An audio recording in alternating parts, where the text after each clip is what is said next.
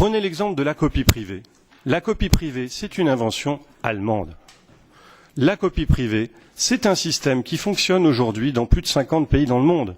La copie privée, c'est la première source de financement en droit d'auteur et en droit voisin en Algérie ou au Burkina Faso.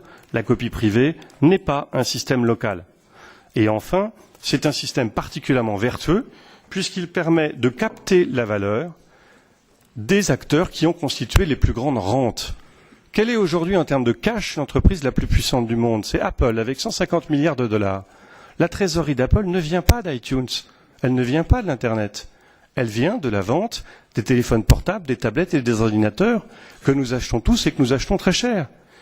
J'ai moi-même été directeur général du premier opérateur de téléphonie mobile française. J'ai oublié de vous le dire, je viens de The Other Side of the Moon. J'ai passé l'essentiel de ma carrière dans l'informatique, dans les télécoms. J'étais aussi le conseiller Internet du Premier ministre français. Un téléphone comme celui-ci, lorsque j'étais directeur général de l'opérateur Orange en France, il y a 7 ans, et que nous vendions 6 millions de téléphones par an. Un téléphone comme celui-ci, nous ne l'aurions pas vendu 800 €, qui est ce qu'il coûte, nous l'aurions vendu 40 €. Pourquoi? Parce qu'il a moins d'une journée d'autonomie, que s'il tombe par terre, il est cassé, et qu'en plus, il est extrêmement encombrant, et qu'en plus, du point de vue du téléphone, il est assez médiocre. Pourquoi ce téléphone, en tant que consommateur, je suis ravi de le payer 15 fois ce que je l'aurais vendu à l'époque comme patron d'un opérateur mobile? Pourquoi? Parce que, comme dit Jean-Michel Jarre, le président de l'Organisation mondiale des sociétés d'auteurs, le smart dans le smartphone, c'est nous.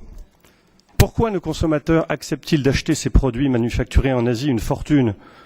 Mais parce que dessus, ils trouvent tous les contenus créatifs qui sont justement l'un des grands talents de l'Europe.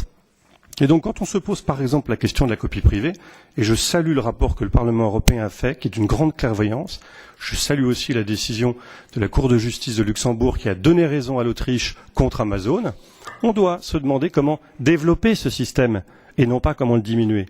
Et si vous voulez que nous nous posions des questions d'harmonisation en Europe, alors harmonisons vers le haut.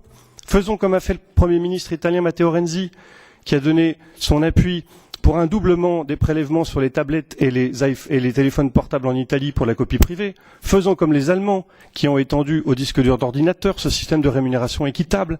Et croyez-moi, ça ne gênera ni le consommateur, qui est le dindon de la farce, ni les emplois parce qu'il n'y en a pas en Europe dans ce secteur.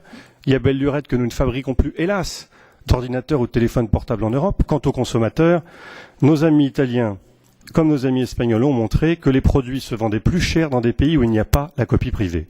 Aujourd'hui, cet appareil-là vaut plus cher à Londres où la copie privée n'existe pas qu'à Paris où la copie privée existe. Alors, je termine ce commentaire général